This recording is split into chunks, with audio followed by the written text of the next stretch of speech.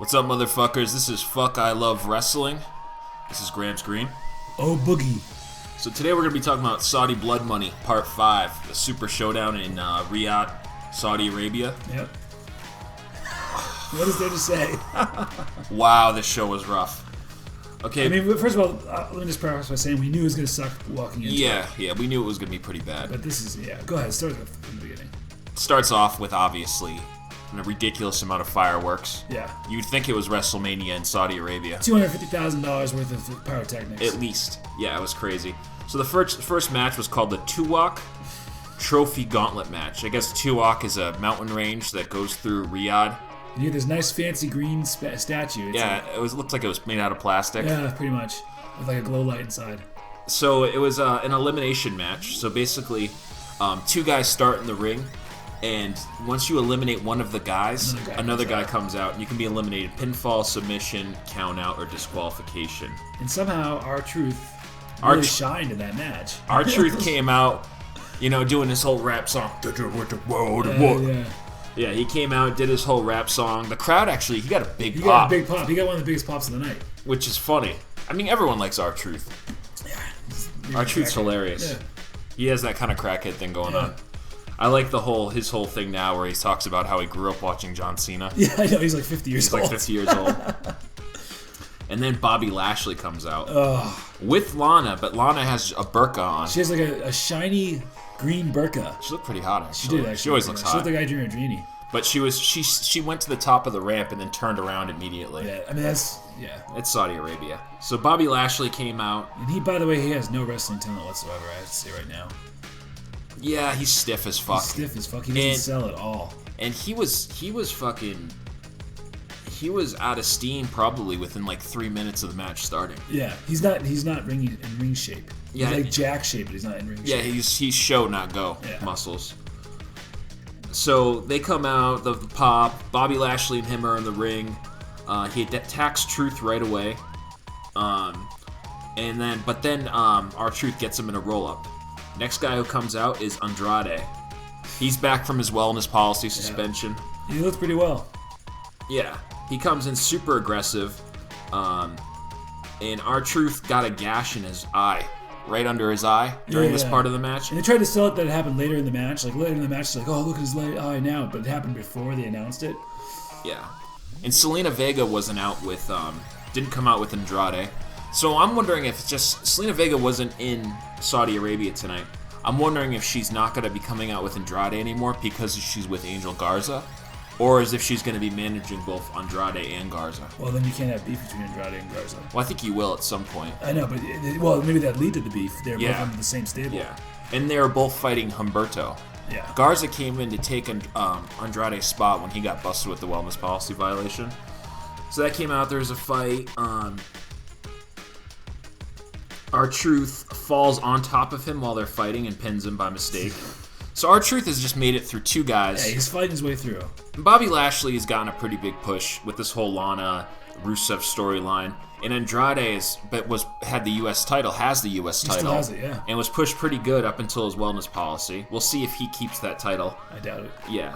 The WWE doesn't like when guys get tagged at that. And they usually teach them a lesson. Yeah. It's a little mid-card for a while. So Eric Rowan comes out with his cage next. While they're fighting on the outside, RTruth knocks over the cage by mistake.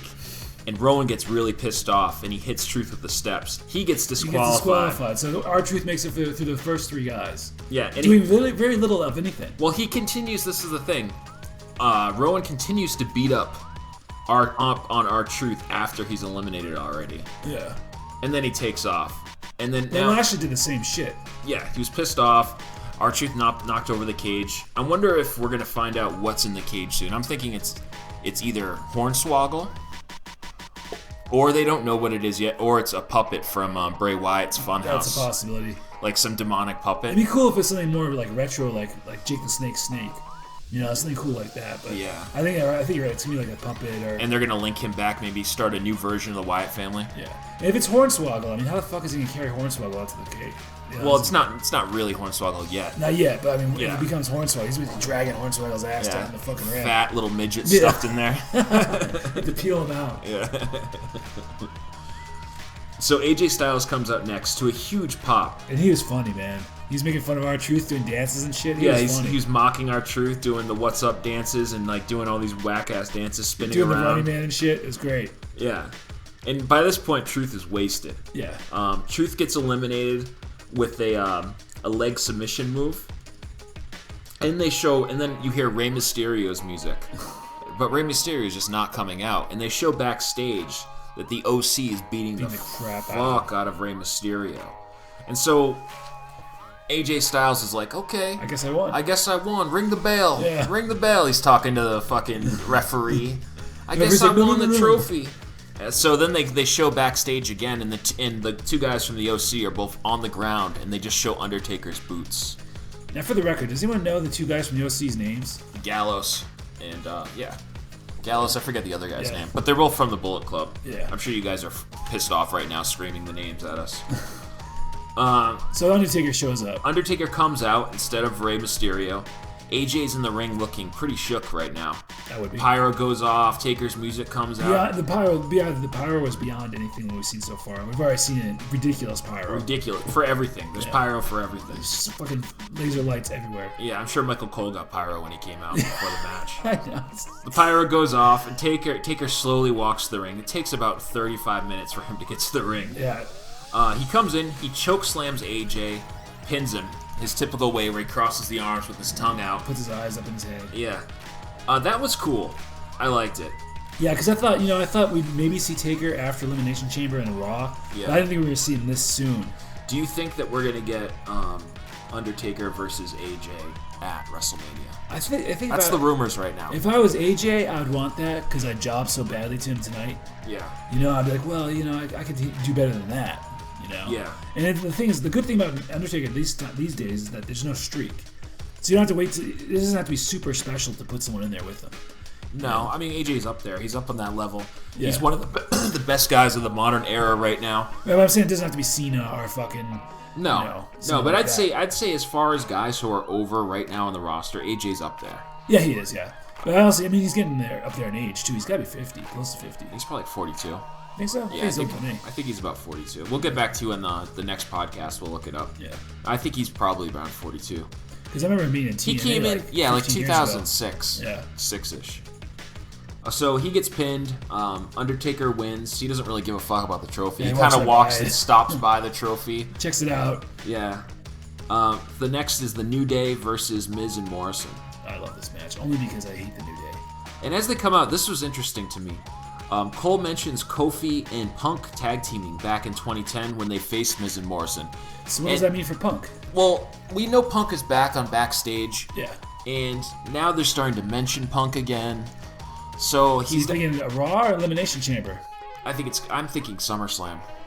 SummerSlam. I'm thinking him showing up at maybe WrestleMania. The Raw after Mania. That's the hottest Raw of the year. Yeah. Or him showing up and doing it at, like a run-in on SummerSlam. At WrestleMania. Leading to a feud going to SummerSlam. It's gotta be a good feud though. Can't like Roman Reigns or some dumb shit like that. I think in 2020 we'll see Punk in a WWE ring. Okay. That's my prediction. New Day versus Miz and Morrison. John Morrison looked really good in this match. And he did his slow-mo too, which I love. Yeah. When he's and his air is blowing through the wind and shit. Yeah. He did some really cool moves. He did a flipping back slam that was really cool. Yeah.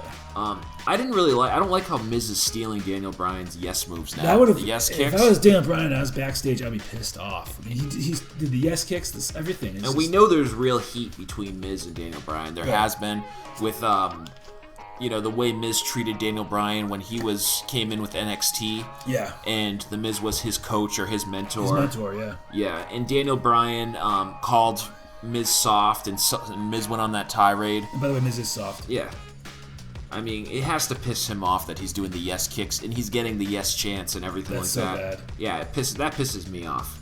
I mean, weren't you happy to finally see Kofi and Big E lose their belts? Yeah, well, this is another thing I want to talk about.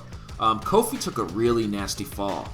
And it looked like Miz was supposed to be there, and he missed his cue or he purposely missed his cue. Yeah, he went flying over the top rope and just slammed down. He was supposed to catch him, I think. Yeah. Miz wins the match with a roll-up on Kofi. The next thing is Rollins and Murphy cut a promo. Angel Garza comes out without his manager, Yeah. without Selena Vega. He's fighting Humberto Carrillo, and This is the match of the night. I think so too. And they're cousins. They fought on Raw on Monday. Yeah. And that match was really good on Raw. Angel Garza, you said Alberto Del Rio, but I think that he's more Eddie Guerrero. Yeah, I can see that. He's almost like a cross between Humberto. I think is white meat, babyface, boring. But I think Angel Garza is really cool. Angel Garza, he's got a little bit. Yeah, he's got a little bit of that Del Rio, but he's got a little bit of that cockiness that like Eddie Guerrero. Guerrero, like flamboyance. I think he's great, man. I think Garza's a future. Yeah.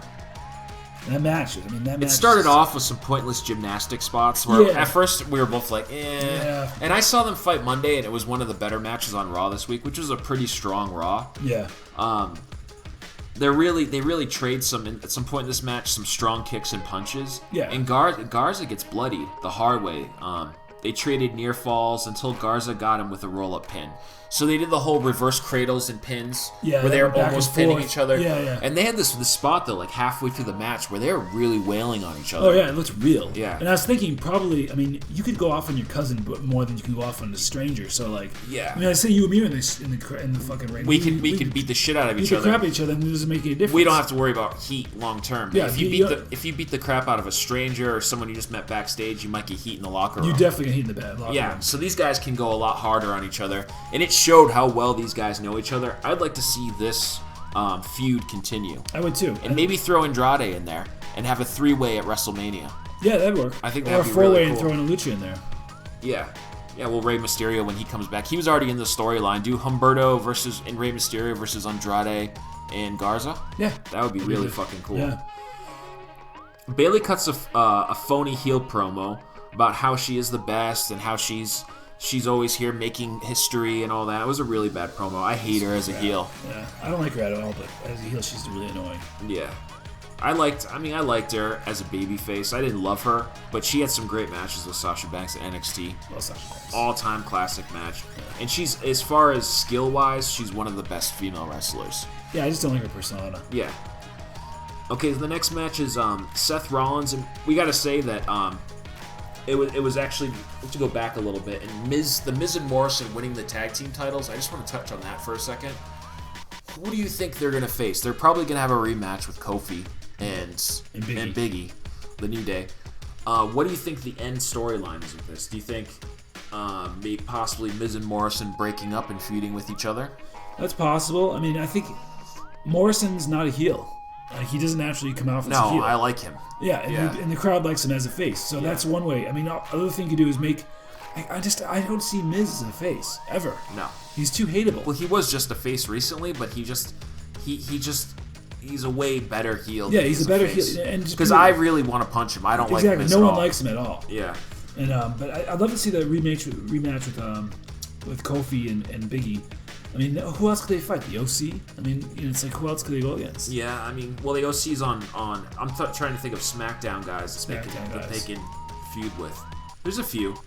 We'll see what happens with that. I think that's the problem with WWE right now is there's not a lot of established tag teams. Yeah. They kind of just throw two guys together. Well, I think what they're trying to do is kind of they're reintroducing Morrison to a lot of the newer fans who don't know who he is before they break him off on a singles push. I think it was a mistake. I think they should have introduced him at the Royal Rumble. As one of the, But he might have been overshined by Edge and all these other returns. Well, basically Edge overshined everybody, including Drew McIntyre, I think. Yeah. Well, also Keith Lee was great in the Royal Rumble. Oh, yeah. The next match is Seth Rollins and Murphy versus the Street Profits for the tag team titles, the Raw tag team titles. I'm not impressed with the Street Profits. Yeah, Ford kicked Rollins in the face early in the match, and it looks real. It looks like a real fucking kick, and Rollins was like checking his nose. Yeah. It was a decent match, a lot of back and forth, a lot of near falls, a pretty good match. Murphy got the pin over Dawkins after a curb stomp from Rollins on the apron when the ref was distracted. It was pretty good. I'm not super impressed with the Street Profits, though. I'm not either. The one guy, the skinnier guy, I forget which one's which. Ford is the skinnier guy. He actually he's pretty athletic, and he did that one frog splash he did was ridiculous. He has some great moves, but he's just goofy on the mic. Yeah. He does the whole what WWE does with black guys. Yeah. Kind of by black guys by numbers. Yeah. That's like the whole They're just generic. And the bigger guy has to hit the gym, man. He looks soft as fuck. Dawkins looks soft. He looks like a fat guy you see in the bar. Yeah, a fat guy who needs to... He has the muscle, but he has a lot of fat over it. Yeah. I mean, and the thing about him is, he's not going to last in wrestling. You can't last in wrestling fighting half-hour matches when you have that much fat on you. Yeah, definitely. He definitely doesn't look like a wrestler. Yeah. He looks like he's been hanging out and catering too much. Yeah. I was impressed by Ford, though. I just don't... I don't like his persona. I think he needs to change up his persona. Yeah. But otherwise, it was a pretty good match. As far as the matches go for the night, it was one of the better runs. Yeah, it was a pretty weak show overall. Yeah. Why do you think they put Rollins in the tag team? I think that there's some heat on him. Punishment for all his tweeting and stuff. Yeah, I mean, he's going to find out the wrong way that you don't tweet against Vince McMahon. And he failed big time as their main babyface last summer. The crowd turned on him. I don't think he's qualified to be main babyface. I mean, there's so many guys that are just more qualified. He's a top heel. But he's a top heel, but he's a top 5 heel. He's not necessarily the top heel. No, he's not. Brock Lesnar is the top fucking He's heel. like the 1B heel. Yeah. He's not the 1A heel. Right. He's not the guy who's going to headline WrestleMania. He's the guy who's going to have nice feuds and put on damn good matches. Right. I mean, like Dolph Ziggler. He's above Dolph Ziggler. No, I'm saying the same style as Dolph Ziggler. Yeah. Dolph Ziggler bumping a lot, yeah. Lots of bumps. But you could never put him up with Dolph. Dolph Ziggler, at this point, he's damaged goods. Yeah. Dolph Ziggler, the best he could do. Well, we'll talk about him later. Yeah. Okay, the next match was Ziggler versus Mansoor. And Ziggler came out with Bobby Roode. Roode immediately gets ejected after shoving Mansoor. Mansoor looked lost, honestly, and the crowd wasn't really that into what was going on. The crowd didn't seem to care at all. I mean, he kept doing the crazy eyes that you do in Japanese wrestling. It's like, that doesn't float in fucking WWE. It's just stupid. Yeah, Mansoor did a couple cool moves. Like, he did this DDT where he, like, walked up the turnbuckle. That was the coolest part of the whole match. Like a flipping DDT. And he did a really cool cutter, too. But how could you be the face of a nation, as far as wrestling goes, and not have your own nation backing you? Like, there's total quiet, no pop at all. Well, this is the thing with Mansoor. Like, so Mansoor won the last 2 matches that he was in Saudi Arabia, and the crowd is behind him. But a lot of these crowds are watching Raw. They're becoming educated. Watching SmackDown, and they see that Mansoor is nowhere to be found on either show. Yeah. So basically, like, they know he's a joke. He's a token Arabic dude that they break out every time they go to Saudi Arabia. He did a TV piece, though, a couple weeks ago. Yeah, he was on NXT TakeOver. Yeah. Yeah, but, you know, he has no real angle or storyline. You can't... To care about a wrestling match, you need an angle or a storyline. Yeah, he's just a fucking guy. Especially for the common fan who doesn't really get into the technical aspects of wrestling, you need an angle. Well, I think also in that match, I was just thinking, like, the one thing Ziggler needs, AEW. Because his career is shot in WWE. Yeah, I'd love to see him go. He's never going to push. He's just going to always be a jobber. I have a feeling, though, he was saying he didn't sign a new contract and he took a sabbatical for a while. I think that was his opportunity to leave. I think he probably just signed a long-term contract. That was stupid. Yeah. They're never going to use him. He's always going to be the jobber of the stars. Because he sells so well. Yeah. The jobber to the stars. Yeah. I've been on Ziggler's bandwagon for probably 10 years, though. Yeah. You know? Mm-hmm. And he just never... Every time he's starting to get a little bit of a push... They bury him. Yeah. Because, like you said, he's so good at bumping. Yeah. The next match is Ricochet versus Brock Lesnar for the WWE Championship. Why do they keep doing this, man? Why do they keep throwing these little guys off of Lesnar, man? It's just not worth it. He usually has pretty good chemistry with smaller guys, though. But this is just a total squash. Like you said during the match, Ricochet's fucking video package was longer than the match. Yeah. Brock basically suplexed him a couple times, then F5'd him. That was that. Pin. That was it. It must have been, like, 2 minutes long, 3 minutes long? Yeah. This match was completely... This was a nice Saudi payday. Yeah, is Lesnar getting a lot of money for adding on to his ranch? And can Ricochet come back from this? I think he can. Of course, yeah. But what is Ricochet coming back to? I mean, he's not... He's a mid-level guy. He's a mid-card guy who puts on a pretty match. Yeah. That's it. But... They made such a big deal about he's the little guy who can do it, and he's, you know what I mean? Yeah. And then he just gets squashed in like 3 minutes. No offense at all. No. Zero offense. And it'd be fake if he did. If he did one of these these moves off the top rope against Lesnar, he'd just be like, Lesnar would shake you right off. Yeah. Yeah, it was kind of a waste of a match. Yeah. The next match was Corbin versus Reigns in a steel cage match. When will this feud end? Hopefully this is the end. And when will they learn how to do a steel cage match correctly? You cannot have the door open. Oh, the whole I hate point, that. you're not supposed to be trying to escape. You're trying to beat the shit out of the other guy in this cage. Yeah, that's the point of having a steel cage. It's the blow-off match where you want to beat the shit out of each other. And basically, if all you have to do is leave the cage and just go through a fucking door, then what's the point of having the cage? Yeah. It's stupid. It doesn't make any. And why the hell is Roman Reigns carrying the fucking key to the lock in his pocket during the match? That's so stupid. And how did he know? That was so stupid. How did Corbin know that he had the fucking key in his pants? Was he watching him pocket it? I mean, it's so fucking stupid. Well, at the beginning of the match, Corbin comes out on a big throne being carried by 6 guys. I was wondering what the Saudi government thinks about this. Yeah, I can see. I am the king here. Yeah, there's only one king. Yeah. Behead him. Yeah, like he'll disappear tonight and show up in the desert with no head. Behead the infidels. And no one cares on wrestling. Yeah, no, take Corbin. Everyone's like, finally, Corbin's gone. Yeah, we don't have to watch his dumbass on TV anymore. Yeah, we just saw him getting beheaded on YouTube. He'd get more ratings in the show you'd ever get on WWE. Yeah. He got more thumbs up than he'd ever get in WWE. Yeah. Good job. Okay, so he comes out. So Roman locks the cage with his own lock and chain, like you said, and he puts the key in his pocket. Stupid. I would take that key and throw it into the crowd. Yeah, and after they did this one spot where they both climbed up, and there should have been a big this fall. is stupid. Okay, so they both climb up to the top, and they're fighting like they always do on the top of the cage, moving real slow. And then there should be a powerbomb here, but it never manifested. And Roman starts climbing out, and Corbin grabs him by his tactical vest and pulls him in. Why would Roman be trying to escape at this point? No. He locked the cage himself. Yeah, for the fight. He wanted to have a cage match. He didn't want to have escape the cage match. Yeah. And how about this? How come, all right, I've got 2 bad knees, all right? I can get out of that steel cage 5 times faster than any one of these guys do. They're like, oh, yeah, I can't climb the fucking cage. Yeah. It's like, come on, man. Yeah.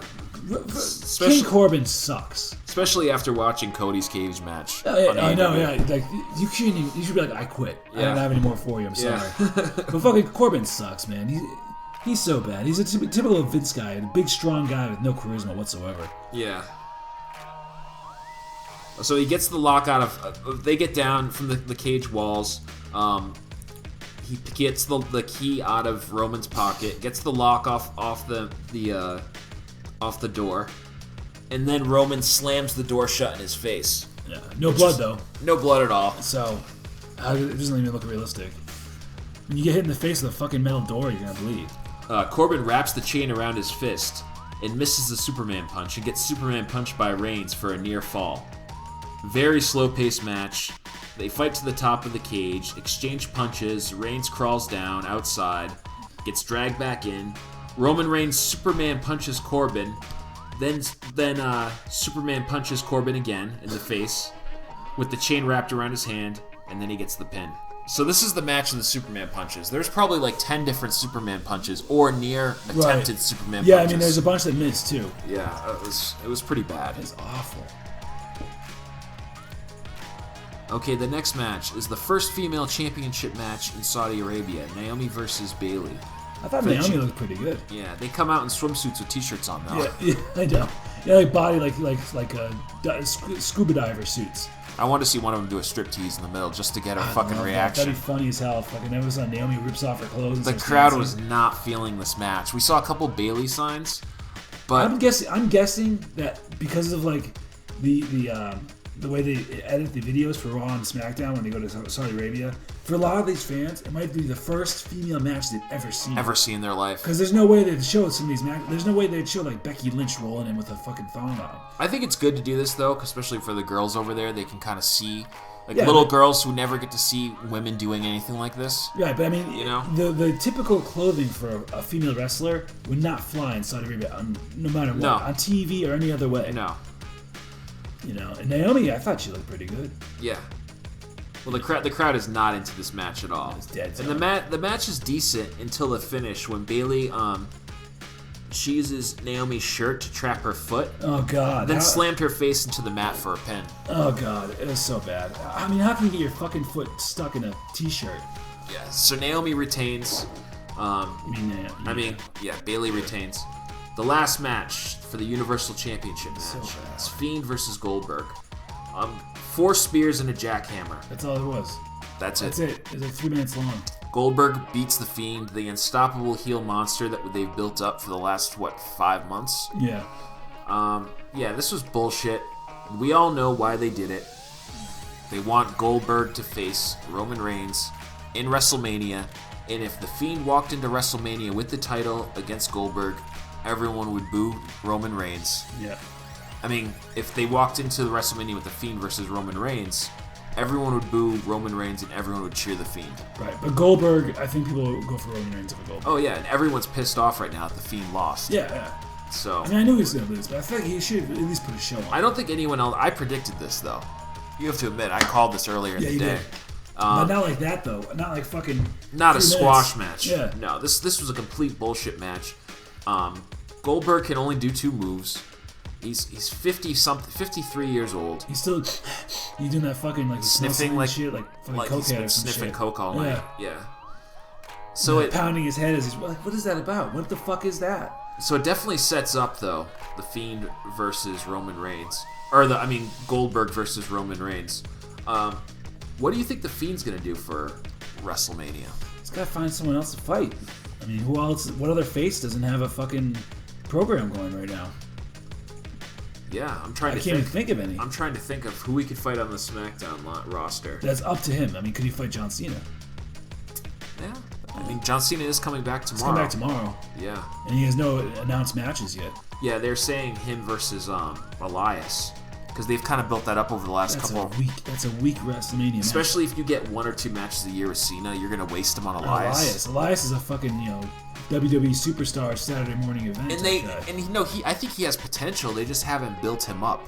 They need a longer build to make him relevant. Yeah, I mean he's funny. He's been coming out and singing his song and not really fighting or doing anything. He hasn't for 2 shown years. anything that he can do in the ring at all. It's all his fucking funny character. Yeah, they could actually make him like a badass baby face. Yeah. Fucking smash Jeff Jarrett smashing his guitar over people and stuff. Yeah. They could do that, do the whole cowboy gimmick. But they haven't built him up to the point where he's worth a match with Cena yet. So maybe Cena. I think you're right. I think it's going to be Cena and Bray Wyatt. We'll find out on SmackDown. Yeah, we'll find out tomorrow on SmackDown. If Cena comes out, he's supposedly going to talk to the crowd or whatever. If he comes out and cuts a promo, and all of a sudden the lights go off, you're like, all right, good. Yeah. We got what we want. Okay, so like, subscribe, share with your friends. This is Fuck I Love Wrestling. Later tonight, we're going to be coming out with Fuck I Love AEW. AEW is its own thing. It's separate. Yeah, it's separate from Fuck I Love Wrestling. We're going to come back with another edition of Fuck I Love Wrestling tomorrow with more news and talking about Raw and other things like that, and kind of fleshing out more what the WrestleMania card's going to look like after we watch SmackDown. So like, subscribe, share with your friends, comment down below. Peace out, motherfuckers.